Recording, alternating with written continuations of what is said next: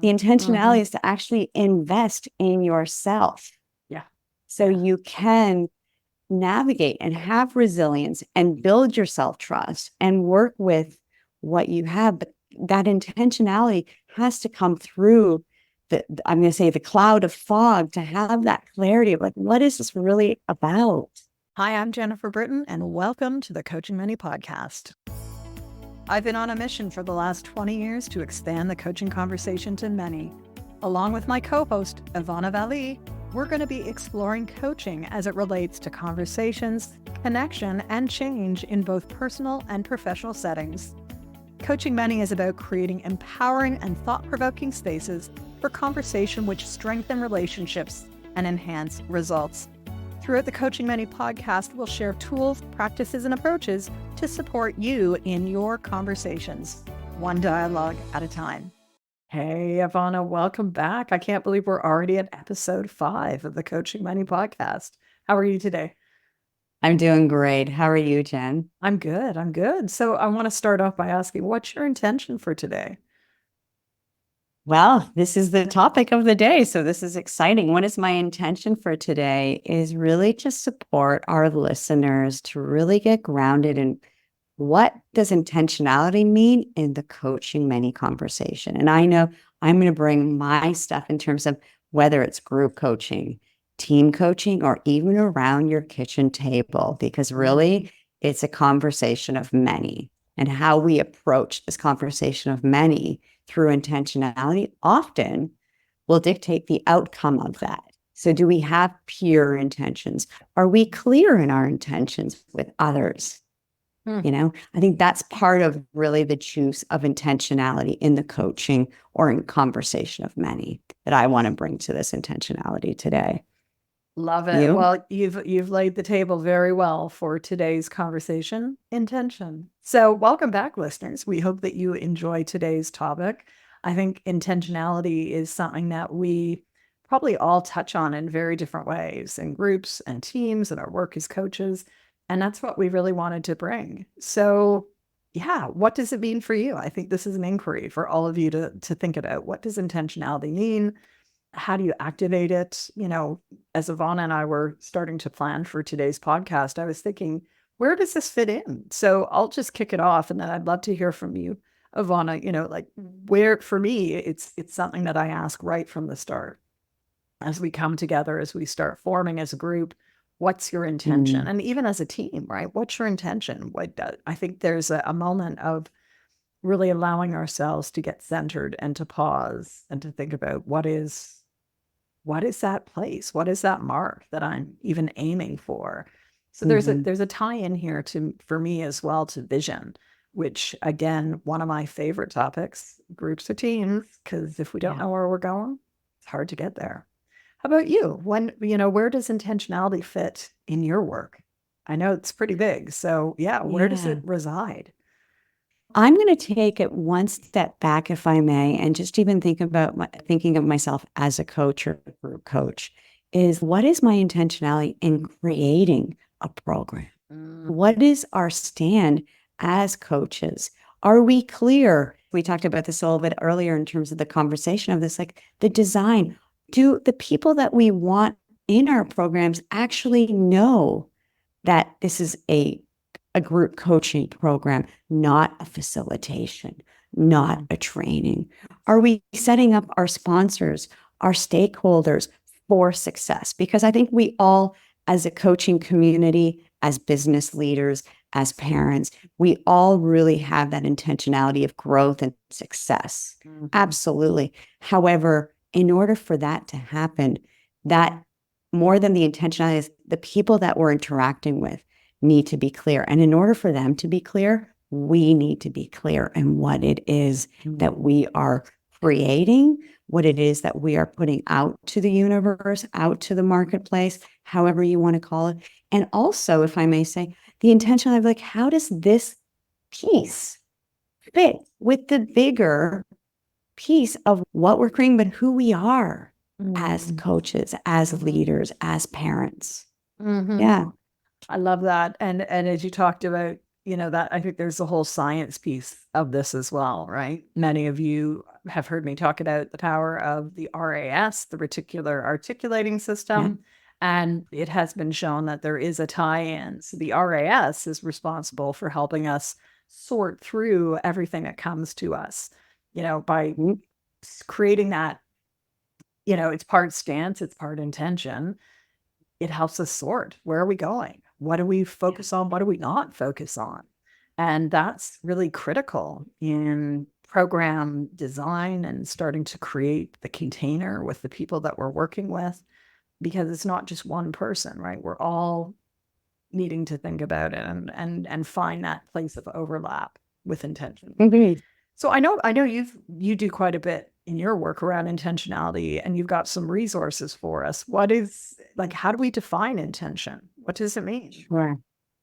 Well, in my work, because I do a lot of personal coaching more than business in organizations, I go to two of my favorite spiritual thought leaders, I'll say, which is Gary Zukov, who really speaks about like authentic power and the power of intentions. And so Gary says that intentions is a quality of consciousness that you bring to a deed or words. It's like it's your reason or motivation. I kind of hear underneath that, he didn't say it this way, like the why behind the why.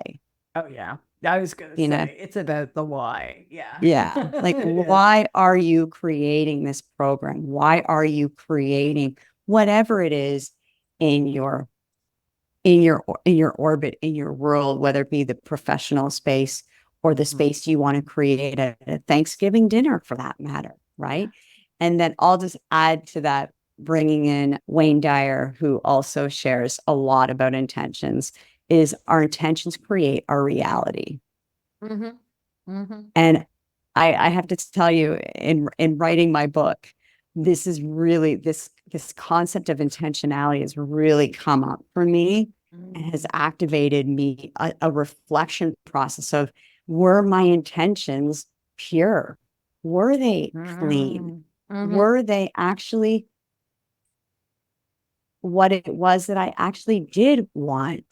And oftentimes, and I'm going to say this, but I'm not going to project this, that this is everyone, but at times, I speak for myself, at times, you get discombobulated. You're chasing the dollar. You're like, okay, but I have to produce. I need to keep a roof over my head. And you absolutely do. But that doesn't mean that you still have to be very clear on why behind the why. Are you actually doing programs, projects that bring you joy? Because if they bring you joy, if there's an intention of extending joy and extending grace and extending value, and we're thinking always of our participants, our people around our kitchen table, or our teams in mind, then you stand a far better chance in having that outcome that you want. I'm just going to throw another one in, which often brings in, is the third law of physics, right? As Newton's third law of motion states, for every action, there's an equal and opposite reaction. Yep. And this, I think, for this conversation is really important. And I'm going to bring it to you because you and I had this conversation about even the podcast, the intentionality behind this podcast, right? So what do you want to say about that? Yeah, I think, where I automatically go to is, it's less about me as a coach and more about the client, right? Like, I think maybe because I've done this work for so long, like what is my intention as a group coach? It's to create a space for people to really be able to explore what they need in the moment. So it's really not about me. Yet, I think that's where we have to check ourselves. We really have to, and it goes back to what you just said. It's like, how clear are you as a coach? How clear are you as a business owner? And what you will do and what you won't do. And, I think there's a phaseology of this as well. So in introducing intention to your clients, right? Like, for me, it's always a start, first call. What's your intention? What is it that you are bringing to this group? What do you need from the group? So it's a two-way street in terms of intentionality. And I think it's interesting, as you talked about Wayne Dyer's work, right? As I shared with Ivana before, I've been carrying that book around all summer, but it's not here on my desk right now. But it actually, then that made me forget about this forgotten memory of one of my first coaching clients. I won't use her name, but she's the one, she was a leader that I wound up coaching with multiple engagements over probably a 15-year period. You know, we do work, she got what she needed, she'd move on, she'd come back, there was something else, you know, a few years later. But one of the practices we built together was I had Wayne Dwyer's Power of Intention cards. And she always would say, Jen, can you pick up the deck and like pull a card? And again, it was just always such a magical piece. So I love that because 20 years later, I'm still doing cards. One of my projects this summer You're creating. is 3-card decks, right, for different client groups, because I think, again, there can be a physical manifestation of your intention as well. How are you using that to, back to the RAS, to discern on what is and what is not in focus in any given moment? So yeah, I think the question for our listeners today is like, how are you embedding this? How are you, you know, when I say embedding, it's more like embracing this into your work as well, because I think there's multiple layers to this, as usual. Absolutely. Absolutely. When you were saying around that discernment, it's like, it is that clarity. Like, are we taking a moment of pause to say, like, what, like, as I said earlier, the why behind the why, but what is this really, like, what wants to, sometimes like the metaphor of giving birth, like what wants to be birthed, not for my gain, but for the people that I'm here to serve, to support. Right. And I think about this even in my own work with my own clients, like that intentionality. A lot of the women that I do relationship coaching with is they have a deep, deep fear that they're going to get into a similar situation and they're going to have heartbreak again. And so the intentionality is not to avoid heartbreak, right?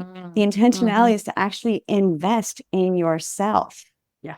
So you can navigate and have resilience and build your self-trust and work with what you have. But that intentionality has to come through, I'm going to say, the cloud of fog, to have that clarity of like, what is this really about? Yeah. Yeah. Well, that's intention, right? At all its layers is what is and what is not. And back to the why behind the why. So it's not necessarily something that someone has clarity on first pass, right? There's multiple layers. And then again, back to this notion of like, how much are we creating and how much are we drawing upon source? Absolutely. Energy, whatever the source is. It's interesting. I spent part of the weekend here in my local community, was the first in 100 years powwow. And so Indigenous land and invitation to the community to come and partake and celebrate. And like, I think there's a piece of source too, is like, how do we access that through the land, through where we are, through the community, through the also the sort of the connections, right? Like, I think there's a generational piece to intentionality as well, regardless of how far we go from home. Because I then had a conversation afterwards, and someone who I'd worked with in South America, and because a lot of my work in South America was with Indigenous communities as well. There's a tie over, which I thought so interesting, just so interesting. How, again, what was the intention? The intention was to be in community, which I think is what we do as groups. And it's a different pace, right? When we're in a group or even in a team coaching context, it's not about driving for results. We've got to hold the space for connection and clarity on what is it that we really want to create together. Well, we talked about that in episode, I think it was 3, around that trust, safety, and connection. Yeah. A lot of these things are interlaced. And we talked about the land and the Indigenous in Canada and all this. But even, I know you and I are both nature lovers, and using nature as a metaphor to show the intentionality, right? Of intentionality. Like, if you think about the seasons, if you think about the cycle of the moon, right? It's like the intentionality is like, we have so many beautiful teachers around us, Mother Nature, you know, to be able to support us to reconnect to our intentionality for ourselves as humans. And even like you said, in our programs, like Yeah. a lot of, as a coach, right? I think this is really fundamental. And I think sometimes, especially maybe in newer coaches, or if you're newer in the conversation of coaching many, we have to remind ourselves, just like we stand in this for one-on-one coaching, people are naturally creative, resourceful, and whole. So how much of you are you going in to make sure that there's a certain outcome that is achieved, as opposed to having that stand in that space, creating that space for that self-discovery, whatever that looks like and means for them in their intentionality. Yeah. And you're speaking to presence, right? It's like, I think many of you are like, what? And this is all about presence. How are you showing up? And are you aware of, right? Like, I think there's a learning that we undertake as coaches. We've done episodes recently around awareness, but a big part of this is like the awareness of my intention. What am I paying attention to? What am I not paying attention to? How do I build the muscle? I think there's a really interesting piece that comes from quantum physics around quantum flirts and becoming aware of like what's happening in your environment, right? That's sort of a different but related piece to this whole intentionality, right? There might be an intention that I'm going to be open to signs or signals. Well, am I paying attention? What am I noticing? And it could be as small as a sign on the road to, one of sort of the interesting totems I've had this spring is lots of birds around, lots of birds. And, just there's been a few moments where the birds have, as I've been driving, like literally come down along through the forest and just driven with me or with us. And it's sort of like, so I like, there's spirits here as well. So intention, where does it show up? I think that's my invite for people to think about. What are they doing to foster it, but also what are they doing to notice it, with or without a group? Because I think it is a muscle that we want to build as well in all of our conversations, not just as coaches, but as humans. And I think it's also, if I can add this, even the coach mindset, right? That whole connection of curiosity. Yes. Yeah. And flexibility, like being able to be, like we talk about this in the group coaching essentials, like that chameleon.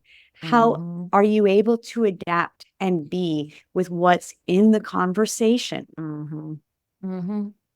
Like, what does that look like? And again, part of that coaching mindset is always client-centered focus. It's not about us. And I'm going to broaden it, whether you're at the kitchen table and you're the mom, and you've got a teen sitting with you, it's not about you because you have the elder seat. It's actually like keeping in mind, again, that intention of like, what do you stand for? What do you desire? What do you want for your family? If it's unison, if it's harmony, then guess what? That might mean you need to actually take that hat off of mom and listen. Oh, yeah. I'm going to say this. I celebrate my coaching journey because it made me a better human being. It made me a better human being because it gave me skills and tools to support that, my deeper intention of connecting with people. I love people.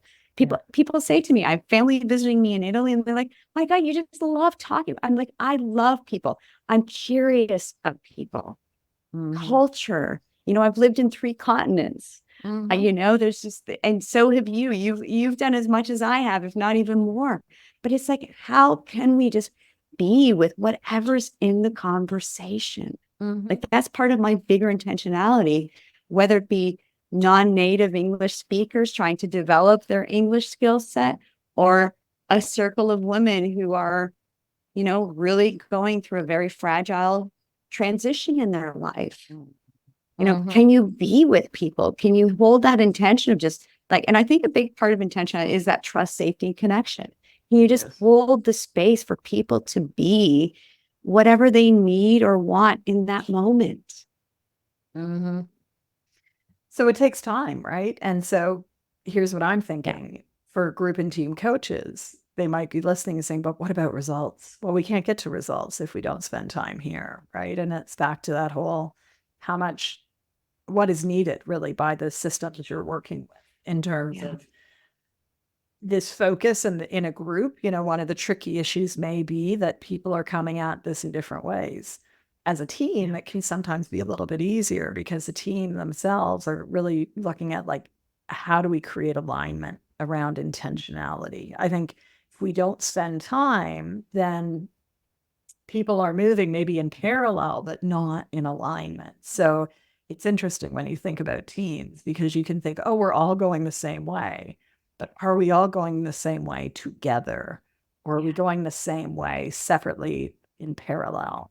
So lots of layers to today's conversation, but, very least what we want to do here is spark the notion of like, what are the tools? What are the practices? What are the approaches? And just to sort of dive into that tool layer, this is part of where, the iceberg model emerged in my work with teams about more than a decade ago. And I first started writing about this in effective virtual conversations. We focus so much of our time with teams, especially on like, what are the results we're getting? What are we doing? Like, let's get clear on the results. Well, we got to backtrack that. We've got to, really reverse engineer what are the behaviors that are leading to the results. And the real coaching work happens under that waterline, metaphorically, into, as you said, the beliefs, the intentionality, the assumptions, because our intentions form all that, right? It's the mindset that you mentioned. It's the belief systems. So last night, my son and I went out, we saw Inside Out 2, which is a great Disney movie. But a big piece that I connected with was this notion, because it was all about this young tween, she was turning 13 and building, in her world with these mindsets, right? And belief systems. That was really at the crux of the whole movie. And how do our belief systems shape, reshape, deepen? And I think really that's the work of the coach. Belief systems individually, collectively. And while we might not necessarily look at it directly, it is part of this intentionality conversation at a very, very deep level. So again, as coaches, where are your conversations? Are they just in the results realm, which that's the push, results, results, results. But we have to understand what's below the results, what anchors it, what allows us to create sustainable results, what allows us to have the mindset to do differently, to experiment, to keep going, to not keep going. Like, this is intentionality at the core. I want to ask something, and I think some may be thinking about this, because I know in my experience, there's a lot of, in organizations, in teams, even in leadership, there's a lot of push in behind the scenes of results, results, results. And so here we've been saying, you got to meet people where they are, they really drive the journey of their ship. And yet, as a coach, I would love to get your thoughts on how does a coach who sees this, but knows that it's that relationship, it's that awareness, how does one go about that? Yeah. Well, how do we go about it? How do we not go about it? Because like Kahneman said, and I think I've said this in almost every episode, you've got to slow down to speed up, right? I think leaders who are seasoned enough will know that to get results, we can't just jump right in, right? Like, we've got to have a plan. We've got to have alignment. We've got to have connection, or else it will just, at high altitudes and high speed, it will just start deconstructing if you don't have this glue of intentionality. Like, really, I think high performance intentionality is the glue that allows the engine. And rightfully so, right? Like, businesses exist to produce results, yet that's not where we have to spend or should be spending 100% of our time. We need to look at the glue, at the fabric, actually, is probably a better metaphor. Because I think intentionality is like part of that skeletal muscle of like, you've got your framework of your vision, but it's the intentionality to support us on the journey. And the journey can be long, it can be short. We don't know, but it's really part of that. Yeah. I, as you were sharing that, I immediately thought of our superpower quiz and really supporting. I didn't want to bring it in earlier, but I was thinking, right. So what's your connection with the superpowers? So my connection to the superpower is really like, part of being able to be intentional is knowing where your strengths are and knowing where I'm going to say your growth edge might be, Totally. but also where you might need, again, in service of what you are wanting to create for that group, that team, is knowing where your line is or your boundary is, and bringing a coach with you, Totally. to support you in service of your deeper intentionality. Many of us think, I'll speak for myself, many of us think that we have to be everything to everyone. Well, guess what? That just doesn't work. Yeah. If we have a deeper intention of creating a space, a container for growth, well, where's that space, a container for ourselves? How can we actually go, hold on a sec, this is amazing and I can bring this, but I also recognize that I need more. I need a support. I need a peer, a colleague to support that bigger intention that is really at stake here. Yeah. That's my connection to it. Yeah. What about you? Lots of connectivity. And for those who haven't taken the group and team coaching superpower quiz, you could go to bit.ly/GT coaching superpower.